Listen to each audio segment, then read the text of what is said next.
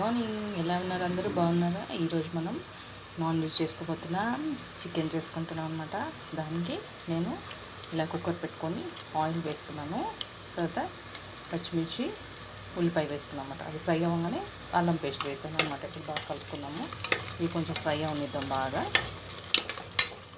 ఇది కొంచెం బాగా ఫ్రై అవ్వాలి. అది ఫ్రై అవ్వగానే మనం కొంచెం పుదీనా కొత్తిమీర వేసుకున్నాం అనమాట. ఇది కొంచెం బాగా ఫ్రై అవుతాము. మనం ప్యాన్ పెట్టుకొని ఆయిల్ వేసుకొని పచ్చిమిర్చి ఆనియన్స్ వేసుకున్నాం. తర్వాత పుదీనా కొత్తిమీర వేసుకున్నాం. అల్లం తెల్లగడ్డ పేస్ట్ వేసుకున్నాం. ఇవన్నీ బాగా ఫ్రై అవుతాం. ఇప్పుడు ఇవి బాగా ఫ్రై అయిపోయినాయి కదా. ఇప్పుడు నేను ఆల్రెడీ చికెన్ శుభ్రంగా కడిగి పెట్టుకున్నాం ఒక 2 times బాగా.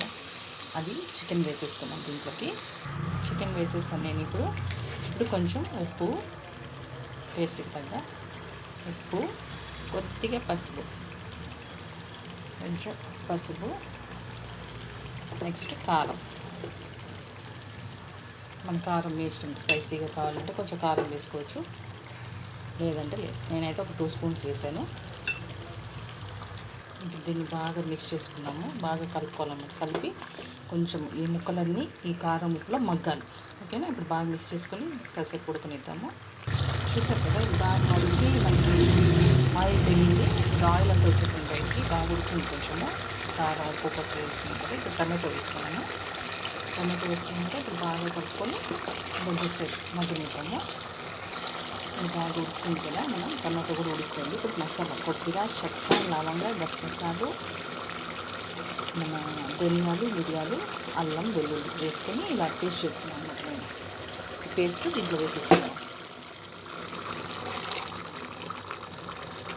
కూడా ఇది బాగా మిక్స్ చేసుకొని మూత పెట్టేసామంటే మనకి వేడిగా ఎమ్మీగా చికెన్ రెడీ అయిపోతుంది. ఇప్పుడు బాగా కలిపి మూత పెట్టేసుకున్నాం. మనం మసాలా కూడా వేసుకొని బాగా మిక్స్ చేసాం కదా. ఇప్పుడు కుక్కర్ మూత పెట్టేసుకున్నాం అనమాట. బాగా మూత పెట్టుకొని ఒక 2-3 విజిల్స్ వచ్చే వరకు ఉడకనిచ్చామంటే చికెన్ కర్రీ రెడీ. ఓకే, మనకి ఇది బాగా కుక్ అయిపోయింది.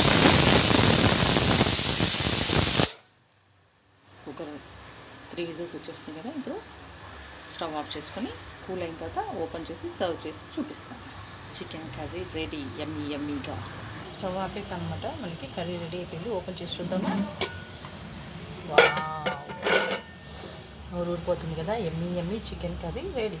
ఫైనలీ కొంచెం కొత్తిమీర వేస్తున్నాను. మీరు తప్పకుండా ట్రై చేయండి. చాలా బాగుంటుంది. రైస్లోకి, చపాతీలకి, పుల్కాలోకి సూపర్గా యమ్మీ chicken curry ready. First time video చూస్తే లైక్ చేయండి, షేర్ చేయండి, సబ్స్క్రైబ్ చేసుకోండి. తప్పకుండా ట్రై చేయండి. Thank you. తప్పకుండా సబ్స్క్రైబ్ చేసుకోండి, లైక్ చేయండి, షేర్ చేయండి. Thank you.